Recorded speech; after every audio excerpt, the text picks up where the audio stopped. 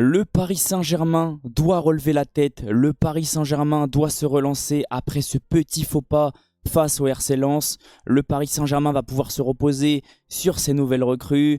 J'ai pas mal de choses à vous dire pendant cette vidéo. On va faire comme à chaque fois les gars, on va pas se prendre la tête.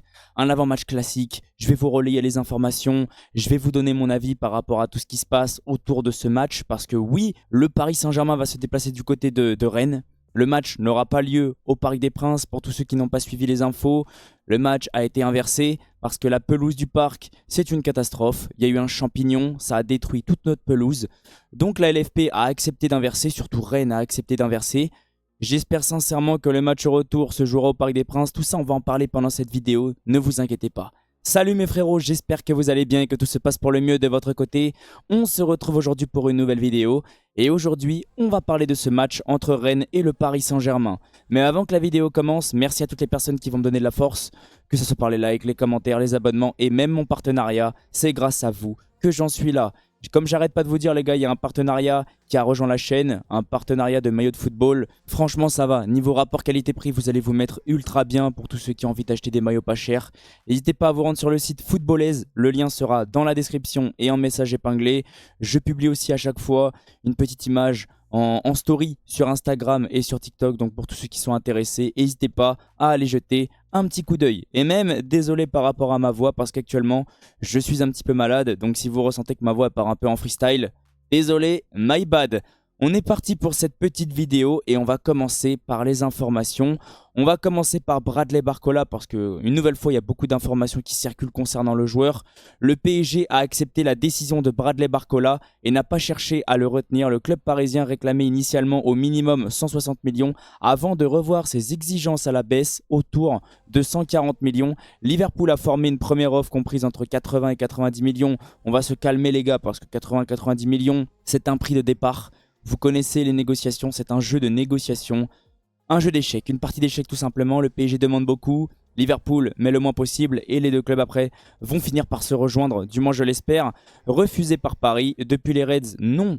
Pour le moment, transmis aucune nouvelle proposition écrite. Les échanges se poursuivent toutefois oralement entre les différentes parties. Dans ce dossier, le sentiment est que la prochaine offre de Liverpool pourrait être la bonne, une proposition comprise entre 130 et 150 millions, etc. etc. Comme à chaque fois, c'est la même chose. Pareil pour Ibrahim Mbaye, ça c'est une information qui est sortie le 20 août.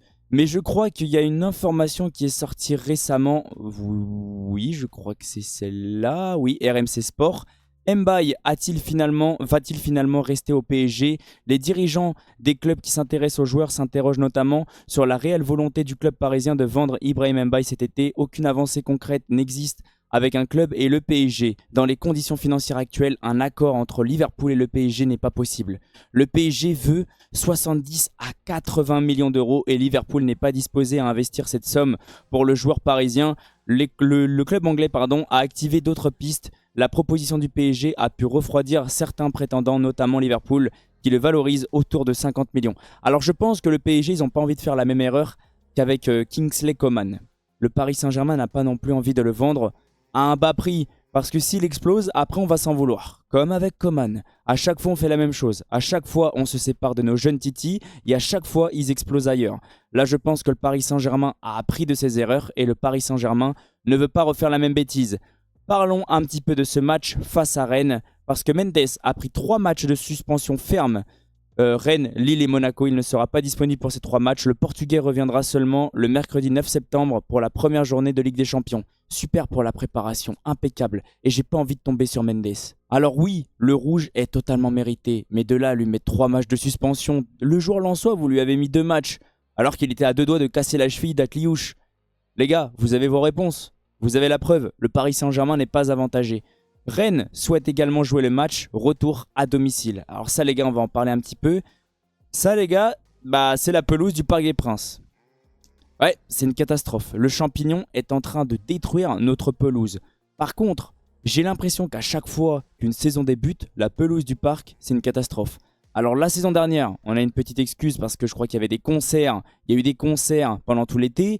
Là, c'est un champignon qui est en train de bouffer la pelouse et la pelouse est littéralement impraticable. C'est aussi à cause un petit peu de la température, de la canicule.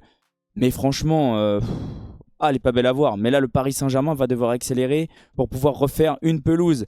Rennes a accepté d'accueillir le match de dimanche, mais ils veulent le match retour aussi à domicile. Les Bretons expliquent qu'il ne s'agit pas d'une inversion des matchs, du calendrier, mais d'une relocalisation. J'en ai marre de ce championnat. J'en ai marre de ce championnat. Les Rennais qui étaient en train de péter un câble sur les réseaux parce que tout le monde annonçait que le stade allait être vide. Alors j'ai pas envie de faire le mec, mais vous allez quand même accueillir le double champion d'Europe, le double super champion d'Europe. Bien sûr que vos supporters seront présents. Carrément le cup de Rennes sera présent. C'était sûr que ça allait se remplir en un claquement de doigts. Rennes PSG se jouera à guichet fermé. Les places sont parties en quelques heures après l'ouverture de la billetterie. Un pic de 60 000 connexions a été enregistré sur le site. Environ 29 000 supporters sont attendus dimanche au Rosenpark. Le stade sera plein à craquer. C'est finalement le Parc des Princes qui pourrait accueillir le match retour. Rennes PSG le 6 mars prochain. Mais ça, après les gars, va y avoir des réunions comme à chaque fois.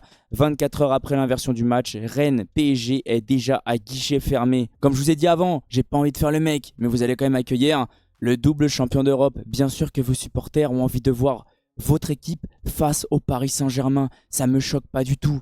Votre COP sera bien présent aussi, c'était sûr, je suis même pas inquiet. La commission des compétitions de la LFP convoquera les deux clubs le 28 août prochain afin d'examiner le respect des obligations qui incombaient au PSG et elle statuera sur les conséquences de l'inversion de la rencontre sur la suite du calendrier. L'issue risque de frustrer l'un des deux clubs et cela pourrait aller jusqu'à un recours auprès... Oh là là, c'est un bazar monstre, pourquoi les deux clubs?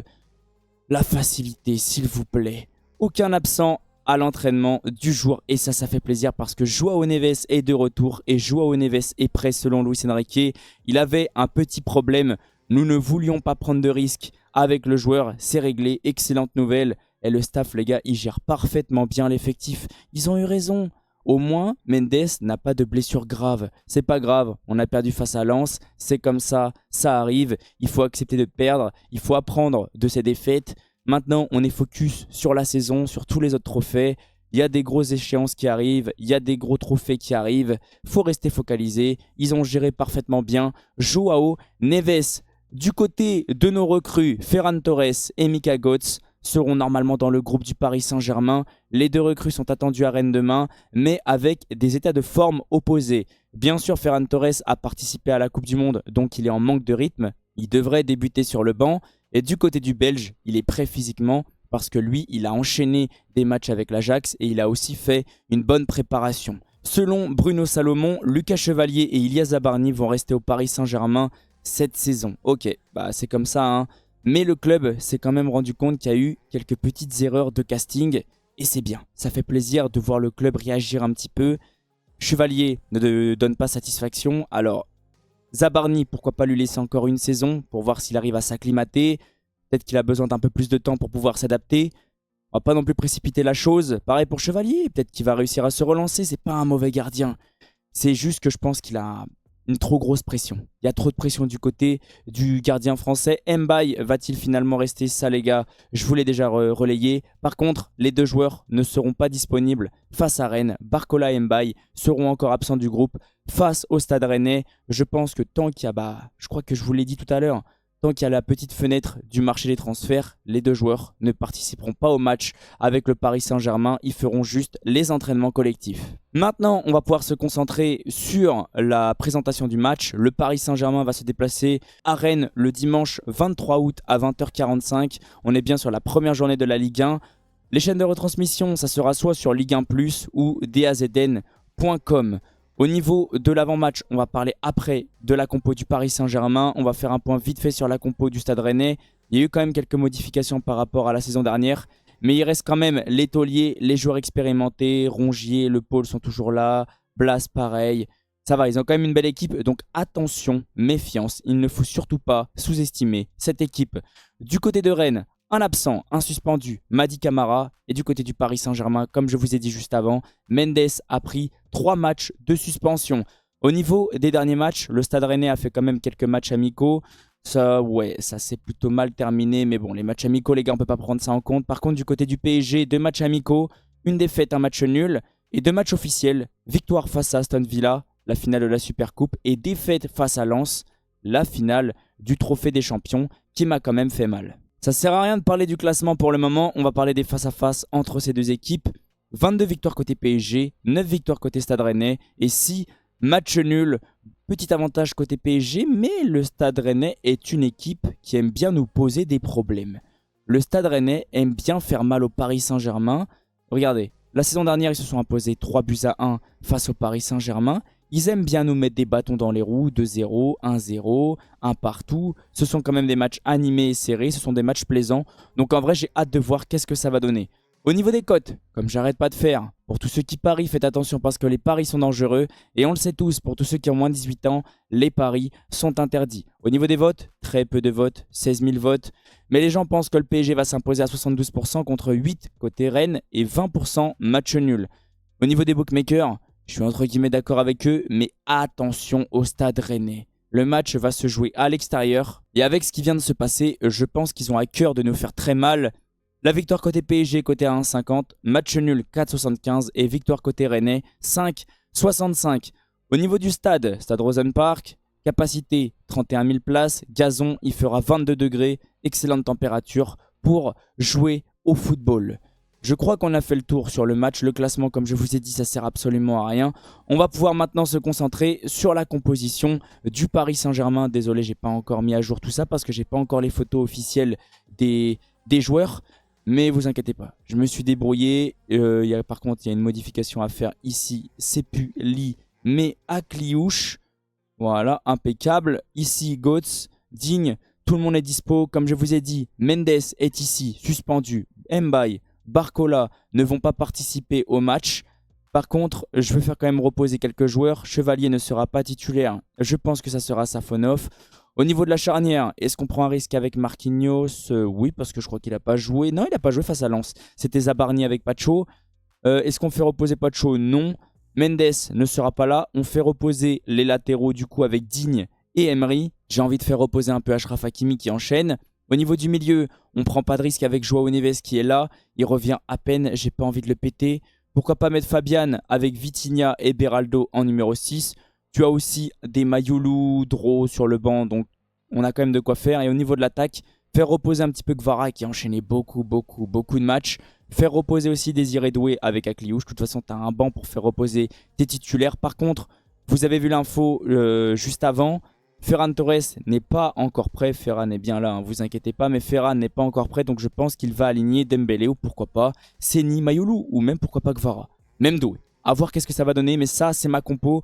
Donnez-moi votre compo dans les commentaires. Maintenant, on va pouvoir parler tranquillement de mon pronostic, ce qui vous intéresse le plus.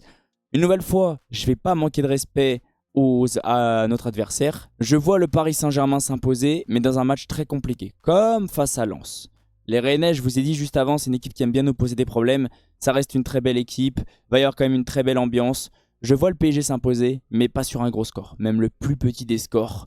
2-1 pour le Paris Saint-Germain avec comme buteur, je vois bien un but d'Akliouche. Ouais, je vois bien un but d'Akliouche et un petit but de Vitinha. Et côté Rennais, je vois bien un but de Le Paul. Classique, ça bouge pas, je prends pas de risque. En tout cas, mes frérots, je vais vous laisser sur ça. Merci à toutes les personnes qui sont restées du début jusqu'à la fin.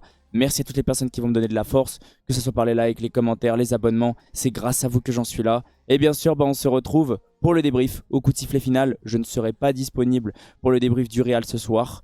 Par contre, peut-être dispo pour le débrief de Villarreal demain, à voir. Mais par contre, ce qui est sûr, c'est que je serai là au coup de sifflet final de ce match entre le Stade Rennais et le PSG.